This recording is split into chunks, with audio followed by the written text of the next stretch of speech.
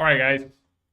So, very quick video on how to use the new backtesting feature. I'm going to make a more extensive video later on. It's been a very long day and still lots to do with the rebranding, but I really quickly wanted to drop in, just show you how it works. So we have the new indicator, right? Go to the important links channel where you can find it.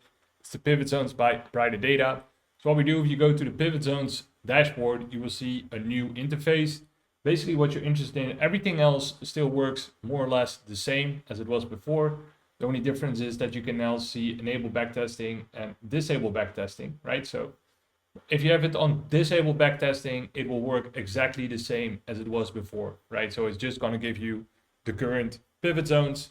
And I made a small change here. What you can see now is that you can select the calculation period for the weekly pivot zones. So you have a small space correction to make there. The weekly pivot zones, you can select, for example, 2 years for weekly pivot zones and 1 year for daily zones or less, which is what I usually do. Right, so I pulled them apart because I was constantly switching between 2 years, 1 year, 2 years, 1 year, and then sometimes I would forget to put it back to 1 year when I went from weekly to daily or vice versa.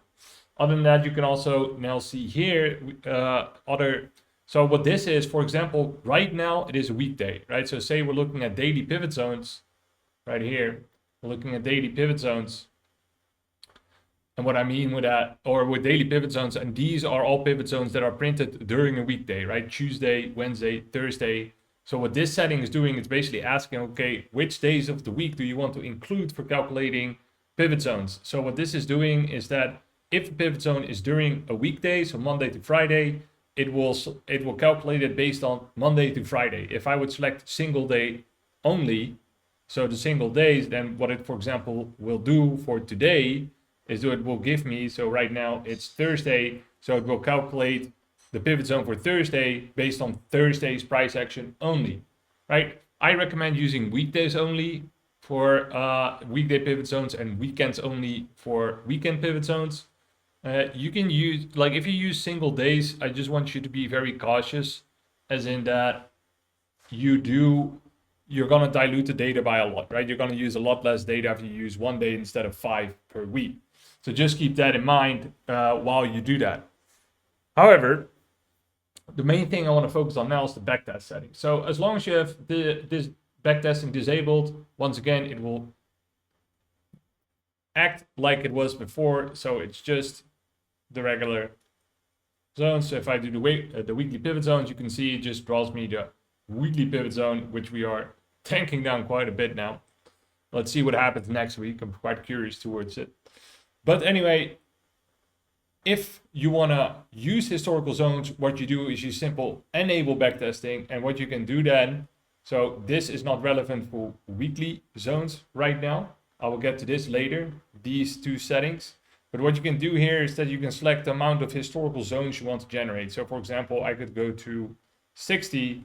And what it's now going to do is generate 60 historical zones for Bitcoin currently selected. There we see here that the maximum estimated number of zones for one asset that I've currently selected is 163. So the maximum this thing can generate for Bitcoin is approximately 163. For some assets will be more, for some assets will be less. The reason for that is a technical limitation in how much you can copy into TradingView actually. I'm going to work on, solving that so we can do even more. But even if we could do more, the computation is currently so big that it needs to become more efficient first.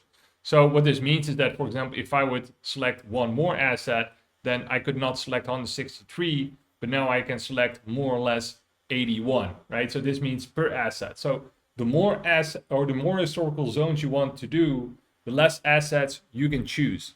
This is a limitation at the moment. We'll try to optimize this in the future, but for now, this is how it works. So if you want to go very far back into the history, then I would advise using one asset only, or just a few. If you just want to have 2, 3, 4 pivot zones, then you can actually select quite a bit of assets. So right now I have 60 pivot zones for both Bitcoin and Ethereum.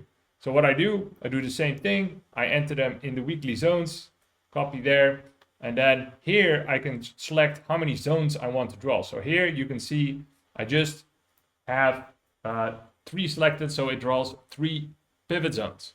Now, I can add one more and you can see it will draw a pivot zone before that and so on and so on. I'm just going to get these off. Now there's a couple of limitations here, and the limit, or well, there's one main limitation, and that is that TradingView only allows to draw so many pivot zones or so many symbols on a chart.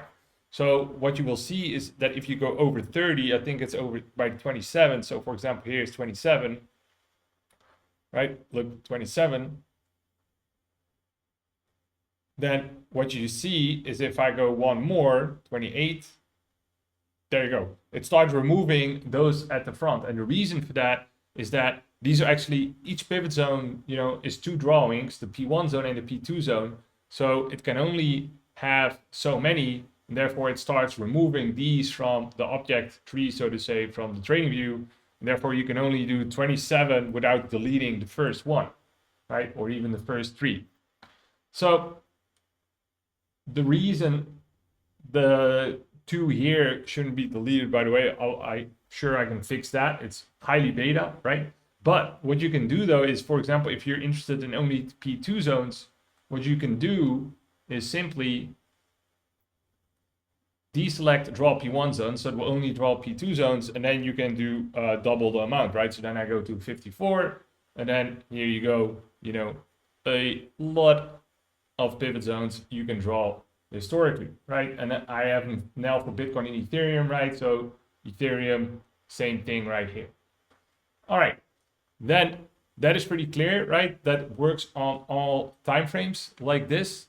But what I want to show you is, for example, that if we go to sessions, then you might want, okay, what are the rest of these backtesting? Because we have a limited like a limit on how many historical zones we can backtest, it makes sense to choose only the ones you want. So what this setting is doing is that it will generate only pivot zones for the days you're actually interested in. So for example, if I'm not trading Saturdays and Sundays, then you know I might not be interested in those zones or whatever it is that you want to test, obviously. But I could say, okay, I'm not interested in Saturdays and Sundays, and I'll also skip Wednesdays just to show you the point. Or well, nah, let's Saturday and Sunday, I don't care about it. I don't want this many zones right now. Let's say I want 20 zones, and I only trade 12 until 8. So then it's also gonna ignore pivot zones that, or sessions in this case, that were before hours 12 or after hour 8, right? In this case, it will include the New York session and the post session because they're within that time range. And let's just, you know, get some hourly zones in there or some 4 hourly zones in there as well, so you see that point nicely. But you know, so if I copy that, so now I say, okay, these are my trading hours, these are my trading days that I want to generate pivot zones for. I go to session, enter that, paste, there we go, and there we go. And you can see that right now only New York and post sessions are drawn, and you can see there's a big gap here because that's the weekend, and we have deselected the weekend, right? So right now, only New York and post sections are drawn. If you just want, or if you're just interested in the last ones, then you can just select all of them, right? So you don't care what the hours of the day are, you just want to see all the pivot zones, all the previous pivot zones. That's perfectly fine. You can just select these, but this is actually quite nicely because you can, for example, select, I don't know, a certain session or a certain day even, right? You can get very refined in that. But here's the session, for example, the new one. I select this one. I've now all the hours selected, and then you will see that indeed, you know, only the weekends are skipped now, but no intraday sessions are skipped based on the hour. The reason this is not here is because it refreshes at midnight. So I will fix this in a future version. Like I said, it's still beta, but this is kind of the gap, like ever from midnight, there's a gap, but in a future release that will be solved. And, you know, 4-hour candles, same thing. So for example, I could say, well, I just want to see what the Asia Open does. So hours 0 to 3. And, you know, you could even say, okay, and I want to see it for only Mondays, but let's not go there now. I mean, why not? Let's do it. let's say I'm only interested in the Asia Open on Mondays, like the 4-hour session or the Asia Open session, like whatever it is that you want. Then it's gonna load. Wait for a little bit to be done loading. There it is. 4-hour, copy, value. Go here. Select 4-hour, paste those. And what you will see now is that only, there it is, only the Asia Open sessions are now drawn the 4-hour, right? Not sure if you would ever use this one specifically, but just to make a point, right? I think this would be interesting, especially on sessions. But you get the point how this works, right? So in this case, it skips all the others because you have unselected them, right? So quick recap, you just select here the trading days for which days you want to calculate zones, here for which hours, right? Feel free to leave all of them if you just want the last ones. And here you select how many historical zones you want to generate. The less assets you have selected, the more you can generate. If you disable this disable backtesting, none of this will apply, and this will just work as the regular pivot zones indicator. All right, so I hope that makes sense. I will make some more dedicated tutorials later on, but for now, I hope this is enough to get you going. Any questions, please feel free to ask them in the Discord.